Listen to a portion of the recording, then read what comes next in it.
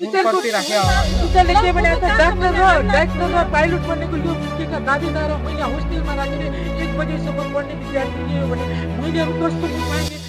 आदरणीय दर्शक बिनहरू नमस्कार। धनगढीमा 18 वर्षीय विद्यार्थी विराज ताम्राकार मृत फेला, निष्पक्ष छानबिनको माग। धनगढी उपमहानगरपालिका 3 विशाल नगरमा 18 वर्षीय विद्यार्थी विराज ताम्राकार मृत फेला परेका छन्। घटनाप्रति परिवारले निष्पक्ष छानबिनको माग गरेका छन्। विराज भट्टका बुवा रमेश ताम्राकार र आमा अमृता ताम्राकारले आज राष्ट्रिय स्वतन्त्र पार्टीका प्रतिनिधि सभा सदस्य दीपक बोहरा र प्रतिनिधि सभा सदस्य राजीव खत्रीसँग भेट गरी घटनाको तथ्य छानबिन र दोषीमाथि कानुनी कारबाही तथा पीडित परिवारलाई न्याय दिलाउन पहल गरिदिन आग्रह गरेका छन्। यस्तो छ सर, एउटा केटाकेटी मन पराउने आपसमा, अब केटी चाहिँ नि सुविधी हो, अब चाहिँ नि ताम्राकार भाइ हो, त्यसपछि आमाले चाहिँ नि अब केटीलाई चाहिँ त्यतातिर सम्पर्क हुन नदिने कारण मान्छेले रिटिङ मन पराउने, अब त्यो आमाले चाहिँ अनि गाली पनि गरेर उसले चाहिँ रेगिङ गरिहाल्छ। त्यसपछि ह्याङ्गिङ भन्ने चिज त पोस्टमार्टमबाट पनि थाहा भयो। छ रेगिङ मर्डर यो भन्ने चिज त के छैन। योमा आत्महत्या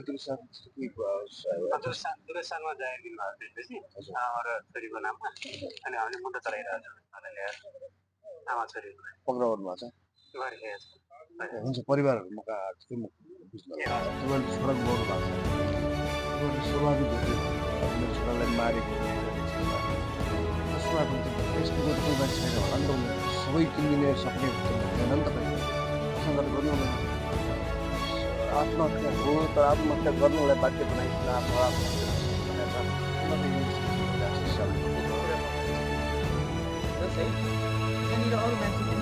मेरो बाबु स्कुल टपर विद्यार्थी, मेरो बाबुले एकदमै राम्रो स्कुलमा हजुर गएर पुग्न सक्नुहुन्छ। मेरो बाबु यति राम्रो ट्यालेन्ट हो, त्यसले बाबुलाई 100%मा मन पराउँछ।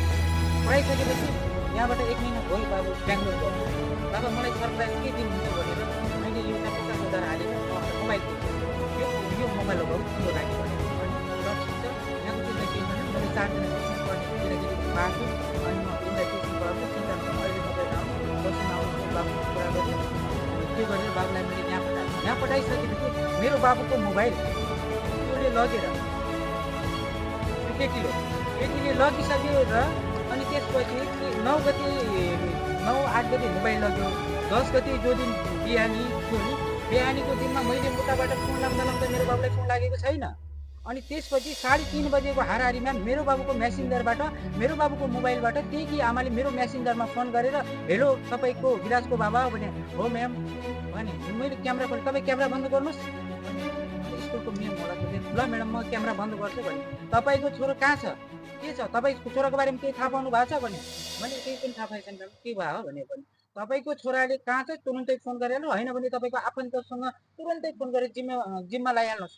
तपाईँ कहाँ हुनुहुन्छ भने म बेङ्गलोर छु, दिल्ली भए त तपाईँ अहिले पुग्नुहुन्थ्यो, दिल्ली नभएपछि तपाईँ कहाँ अहिले पुग्नु न, तपाईँलाई लेट भइसक्यो, ढिला भइसक्यो, तपाईँको छोरालाई फोन लाग्छ कि लाग्दैन तुरुन्तै फोन गरिहाल्नुहोस् भन्ने बित्तिकै आधा घन्टा पछि त मेरो छोरा त्यहीँ मरेको भेटियो भनेपछि अहिले त्यहाँ पनि मैले बुझ्दैछु एक्साइटेड लभ भयो भन्ने कुरा त होइन।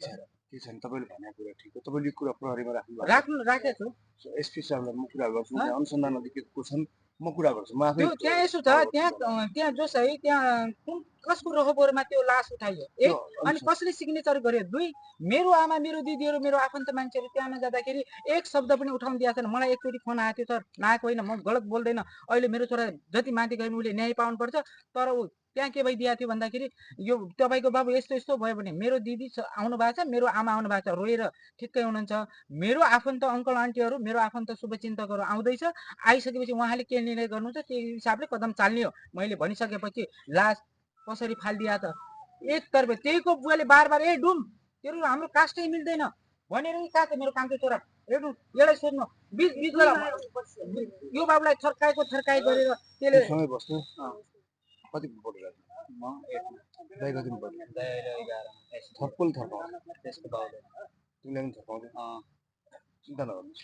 लास्ट सायद भने हजुरप्रति राखे हो हैन टिचरले के भने त डाक्टर र पाइलट बन्नेको यो के का दाबीदार हो मैले होस्टेलमा राखेर 1 बजेसम्म पढ्ने विद्यार्थी के हो भने मैले अब कसको मुख मान्ने तिनीहरूले पैसाको पहुँच पाएर मलाई भने मैले के गर्ने कसैको त्यो पावर म सक्दैन सर मलाई न्याय दिनु पर्यो फाँसी लगाए मान्छे त मुख कालो हुन्छ तपाईको क्षेत्रको पुरा फोडा मान्छे हुन्छ न शरीरमा पुरा फोडा छ पुरा मुख यो आँखा बाहिर निक्लिया छन् त्यो फाँसी लगाउने मान्छेको आँखा बाहिर निक्लिया हुन्छ त्यसको बुवाले बार मेरो छोरालाई टचर कहाँ चाहिँ त्यो आयो कि आएन 3 चोटि त त्यो इन्डियाबाट आउनु अगाडि आइसकेको छ आजका दिनमा कसैले कसैलाई यसरी मार्न सक्दैन जति शक्तिशाली भयो भने 4 बजे मर्निङ वाक गएको त्यस्तो केही रहेछ बिहान त हानेरै छ उलाई पोस्टमार्टम रिपोर्ट पनि हेर्छु त्यो अनुसन्धानमा उहाँहरूले केही त बोल्ने होला नि त भित्र त पुरै मजाल त नराखे होला त्यो कल डिटेल पनि चाहियो सर तपाईले सबै कल कल डिटेल डिटेल छिटो चाहियो त्यो त्यसमा हेला चाकरी भए त कल डिटेल चाहियो त्यसको बुवाको त्यहीका बुवालाई 100% मलाई शंका छ त्यहीको बुवालाई भित्र हालाइदिनु पर्यो हैन